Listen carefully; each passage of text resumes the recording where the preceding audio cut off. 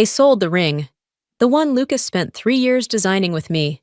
The one he hid inside a navy velvet box, embroidered with white daisies, because daisies reminded him of the field behind that dusty motel where we first said forever. That ring, gone. No warning, no apology, just gone. I'm Marin Doyle, and 2 months ago I found out my parents had sold the only thing I had left of him. They used the money, nearly $600,000, to send my younger sister Tessa on a healing retreat in Bali. My mother said it like she was discussing clutter, not legacy. "You weren't wearing it anymore, sweetheart," my father added. "We thought you'd moved on." I hadn't moved on. I'd just learned to carry grief without noise. They thought it was over, that I'd stay quiet like I always had. But grief has a memory. And mine? It was about to remind them who they had erased. What I did next wasn't revenge. Not exactly. It was reclamation. And I made sure they heard it in a room where no one could look away. It started on a Friday morning, the kind where everything feels too still. Denver's spring hadn't quite arrived yet. Just enough thaw in the air to make you think change was possible. I was sitting on the edge of my bed, pulling on one sock, when muscle memory took over. My hand reached toward the second drawer of my nightstand. That's where the ring had always been, tucked inside the navy velvet box with the daisies stitched on the corners. Always there, always safe. But the drawer opened to emptiness. I blinked, opened it wider. Tissues, a half-used candle, a receipt from a grocery run I didn't remember. No box. I checked the other drawers, the back of the closet. Nothing. Not even the cloth it had rested on. But I already knew. I didn't feel panic. I felt something colder, precise, like the air before a scalpel makes its first cut. I went downstairs, still with only one sock on, gripping the banister tighter than necessary. My mother was at the kitchen counter, flipping through a magazine like it was any other morning. "Mom," I asked, keeping my voice steady, "do you know where my ring is?" She didn't even glance up. "Oh, that? We sold it." I stared at her. Thought maybe I hadn't heard correctly. "Callista. Sorry. Tessa needed time. She's in Bali. It's spiritual. You weren't wearing it." That was the explanation. No remorse, no build-up, just a fact. My father's voice came from the hallway. "You hadn't touched it in months, Marin. We assumed it didn't matter anymore." That's the moment when something inside me began to fracture. Not all at once, but deliberately, like frost creeping through the veins of a leaf. Lucas had died in the parking lot of a diner while waiting to bring me my favorite pie. I hadn't just lost him. I'd lost the future we designed together. And now I had lost the symbol of that future. "You sold something that wasn't yours," I said. Mom sipped her coffee. "You're not still getting married." "He's not forgotten," I snapped. "But you're stuck," she replied, almost with pity. "And Tessa's moving forward. Don't you want that for her?" I wanted to scream, but I didn't. I just turned away, walked up the stairs slowly, deliberately. When I got back to my room, I opened the drawer again and found it. The velvet cloth, folded, empty, meaningless to anyone but me. I sat down beside it, ran my fingers over the stitching Lucas had insisted on. He said daisies were for beginnings. I sat there for a long time with nothing but silence and that limp piece of fabric. They didn't just sell the ring. They sold the last piece of him. And they didn't even ask. I didn't leave my room that entire weekend. The food downstairs stayed untouched. My phone stayed off. The silence pressed in from every corner of the house, thick like wet cotton. I lay on the floor beside the drawer, the empty cloth folded like a closed mouth beside me. At some point, I turned on my phone, not because I was ready, but because I was tired of hiding. The screen lit up. There she was. Tessa, on a polished wooden yoga deck in Bali, arms lifted in some performative surrender to the universe, a garland of flowers around her neck, that soft golden hour light that influencers pray for. The caption, "Healing is expensive, but so worth it. Grateful to my amazing family for believing in my journey." A heart emoji, a lotus. Comments rolling in. "You're glowing!" "Such an inspiration." "This is what healing looks like." I scrolled, my hands trembled. Not from sadness, not from rage. From something worse, being forgotten while the world clapped for the person who erased you. She was using his ring to fund her rebirth, while I was sleeping on a mattress my parents insisted was more appropriate for someone alone. They'd given away my bed, the one Lucas bought me when I could barely sit upright from crying, said it was too big now. I kept scrolling, wellness blogs, reposted yoga stories, podcasts, a brand collaboration, a new bio, From Pain to Peace, Tessa Merrick, Resilience Guide. I wasn't mentioned once, not in the narrative, not even as a footnote, like I was just a shadow behind her glow-up. When we were kids, Tessa was always the one who slammed doors, screamed until Mom gave in. I was the one who stayed calm, the strong one. "Help me keep the peace," Mom used to say, eyes begging, voice tired. That was my role, my job. Never official, never paid, but permanent. Lucas once told me, "You don't have to hold the house together while it burns." Well, now they were dancing in the flames, and I was the ash. Sunday night, I drove to the cemetery. It was cold, wind threading through the jacket I hadn't zipped properly. I stood at Lucas's headstone and whispered, "They used your ring for that." Leaves rustled. I could have sworn something in me cracked a little more. Later that night, I left a comment on Tessa's post. Just one line. "Hope the healing was worth it. I paid for it." 10 minutes later, it was gone. Deleted like I'd never spoken. At 10:42 p.m., my phone buzzed. "Mom. Let your sister have this moment. Don't start drama." Drama, that's what they called it. Not betrayal, not theft, not erasure. Drama. I didn't reply. I stared at the screen until the words blurred. They never wanted me to exist unless it was convenient, unless it was helpful, unless I was holding someone else's mess. But when I had my own grief, real, quiet, bone-deep grief, I was too much, too inconvenient. That week, I started collecting, not revenge, evidence. I opened the drawer under my desk, pulled out old receipts, bank forms, email printouts, the appraisal Lucas had sent me for the ring when we had it insured. His mother's letter, written in slanted cursive, thanking me for safeguarding what he meant to give you for the rest of your life. I scanned them, labeled them, created a folder. Truth. Then came the podcast. A browser tab I didn't remember opening began to play. A voice, hers. Healing begins when we release the roles other people force us into. Host, "That's so powerful, Tessa. Can you give us an example of that release?" I had to separate myself from the grief in our family. Some people cling to pain like it's a personality. I didn't breathe, didn't blink. She was talking about me. I chose joy, even gave up objects tied to trauma. You can't move forward while dragging symbols of emotional debt. I mean, rings? They're just objects soaked in pain. Lucas's ring, a symbol of emotional debt, now transformed into her personal metaphor. I downloaded the episode, saved it to the truth folder. Then I opened a new document. Timeline of misuse. There was no rage in me, just clarity. Cold, clean. I didn't want revenge. I just didn't want to be rewritten. By Thursday night, my desk was a battlefield of paper. Insurance records, notarized affidavits, bank transfers, appraisal documents. I wasn't drafting a lawsuit yet. But every page I scanned was a line drawn in sand. This wasn't about compensation. It was about clarity. Proof of what was mine. What had been taken. The folder on my desktop, labeled Truth, grew by the hour. Inside it, the podcast audio, screenshots of Tessa's posts, my own voice memo, Lucas's handwritten note from the envelope I'd found in an old college box in the garage. "Don't let them take your voice or your worth," it read.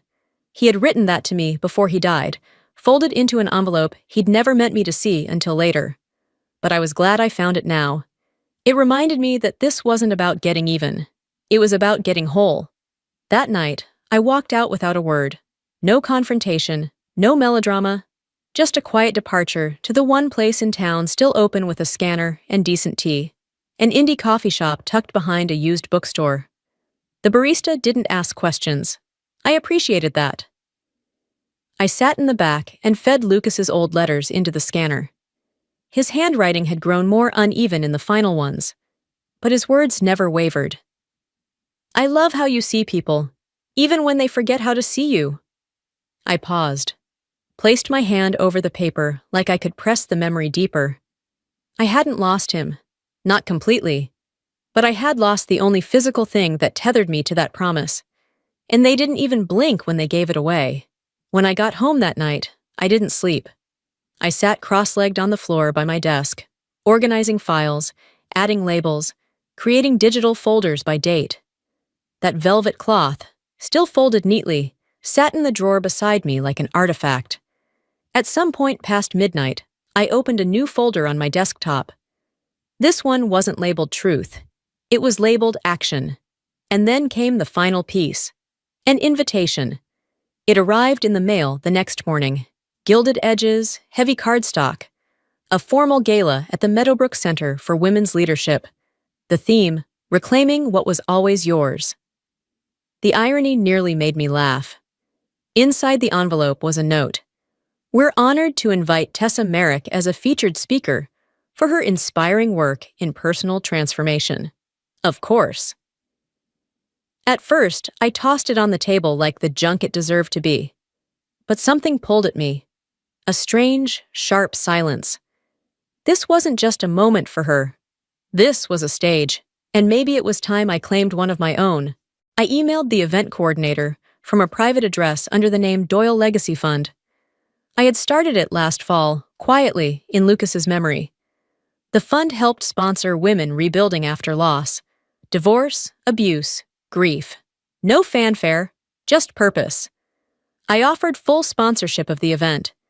Requested only one thing in return, a 3-minute donor tribute video to be played before the final speaker. No names, no credit, just a message. The woman on the other end replied within hours. She called my request quietly generous, said she admired the subtlety. She had no idea. I recorded the video myself, simple setup, a static shot of me at my desk. Black sweater, clean background, my voice calm, flat, precise. My name is Marin Doyle. I don't need recognition. I already had what mattered, and I lost it. I spoke about Lucas, the ring, the betrayal. I didn't use their names. I didn't need to. Sometimes the ones who suffer most are expected to stay silent so the loudest can heal. Then I looked straight into the camera. This is not about revenge. It's about remembering what you're worth, even when everyone around you forgets.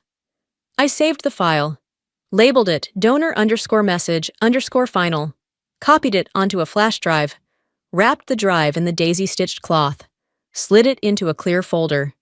Everything fit perfectly, like it had been waiting for this. The night of the gala, I didn't wear makeup. I didn't wear anything to stand out. Just a black dress, clean lines, no statement jewelry. I didn't need to sparkle. I just needed to be present. Tessa arrived in white, her hair pinned in soft waves. My mother walked beside her, smiling like she'd been cast in a supporting role she was born to play. When they walked past me, neither recognized me at first. Perfect. I took a corner seat, quiet, still, and waited. The music dimmed. The hum of silverware faded as the host stepped onto the stage. Tonight, we honor women who rise, she said into the mic, her voice echoing against crystal and candlelight. Polite applause followed. Then came the part I'd waited for. Our surprise featured speaker, Tessa Merrick. Spotlight. Heels against marble. A soft smile practiced in the mirror. She walked to the center of the stage in her floor-length gown, like it had been stitched from self-importance. Tessa gripped the microphone with gentle reverence, the kind reserved for people who think they're about to say something profound. Grief, she began, is a journey, but some people wear it like a badge they refuse to take off. The words slid across the ballroom like cold syrup. She didn't say my name, but I was in every sentence. Tonight, I want to talk about letting go, about choosing not to be defined by what hurt you, but by what you did with the pain. A few heads nodded. Some murmured assent, like they were at a church service. I didn't move, didn't blink. My fingers stayed curled around the edge of my clutch, the velvet cloth and flash drive pressed against my ribs like a heartbeat I had claimed back. Tessa continued.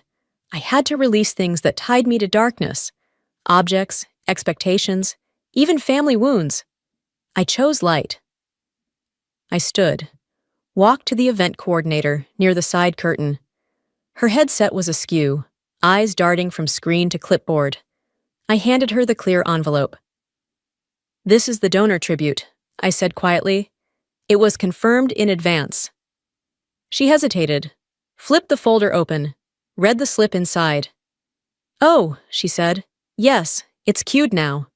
Tessa was still thanking organizers when the screen behind her flickered black. She turned slightly, expecting another slideshow of yoga poses or branded affirmations. Instead, white text appeared in silence, "In memory of Everett Langford Doyle," and then, my voice. "My name is Marin Doyle. I don't need recognition. I already had what mattered, and I lost it." The room froze. Utensils paused mid-air. Eyes darted from screen to stage and back. 2 years ago, I buried the man I was supposed to marry. We designed a ring together. He had daisies stitched into the velvet box because it reminded him of our first trip through Utah. He died before he could give it to me formally. But it was mine, and I kept it safe. Until it was sold. A photo appeared, Lucas and me, arms linked at a volunteer event, smiling at nothing in particular. That ring didn't just represent a promise. It held memory, grief, and love. When it was taken and sold without my knowledge, the money funded someone else's journey. And while she spoke of healing, I was being erased. No names. But everyone in that room knew. "I funded tonight's event anonymously," I continued, "to remind women that reclaiming what was always yours isn't always loud. Sometimes, it's just the quiet refusal to disappear." The screen faded to black. No applause. Just stillness. At the table near the stage, my mother's hand flew to her mouth like she'd been slapped. Tessa stood frozen, mic still in hand, her body locked between dignity and dread. A flashbulb popped from across the room, capturing her mid-expression, something between exposed and afraid. I didn't wait. I turned, walked toward the exit without a glance back. Someone behind me whispered, "She paid for this?" Another voice followed. That was her fiancé. But I didn't care. The night air outside hit like truth. Cold, clean, without pity. I wasn't angry anymore. I wasn't theirs anymore. I was mine. The next morning, my phone didn't stop buzzing. Messages, missed calls, Instagram notifications stacking like a digital avalanche. Callista, Tessa, had gone into full damage control. She posted a video to her story, tears glistening under soft lighting. "I was ambushed," she said. "Last night should have been a celebration of healing, not an attack." She dabbed her eyes with a trembling manicured hand. "My sister is hurting, and I understand that, but weaponizing grief doesn't bring closure." The caption beneath read, "Some people need to destroy to feel seen." Comments flooded in. "Wow, this is heartbreaking. You didn't deserve this. Your sister sounds toxic." I didn't reply, didn't defend. Then came a message from Mom. "You've broken this family. Are you happy now?" Followed by a missed call from my father. I blocked them both. Then came one more message. Ethan, the barista, an old friend who had known Lucas, known me before I became silent. "Don't let them own the final word," he wrote. "You've come too far to be pushed back into the dark." I got out of bed, pulled on jeans and a plain navy sweater. No makeup, no earrings, just the velvet cloth folded in my coat pocket and the transcript of my video printed and tucked inside my bag. I drove back to the family house. The front door was unlocked, like it expected me. Tessa was pacing in the living room, phone clutched in one hand, voice rehearsing talking points about emotional manipulation and family toxicity. She froze when she saw me. "You shouldn't be here," she said. "I won't stay long," I replied, calm. I walked past her, set the transcript on the coffee table, unfolded the velvet cloth, and placed it underneath. "It's your voice," I said. "From the podcast. The one where you called me a grief addict." Her face lost color. "You don't understand how media works." "I understand how truth works." Silence. I turned. My mother appeared in the hallway, her eyes wide, mouth opening like she had something to say, but no words came. "We're family, Marin," she said finally. Blood, I replied. Blood means nothing without respect. And I walked out the door into the cold.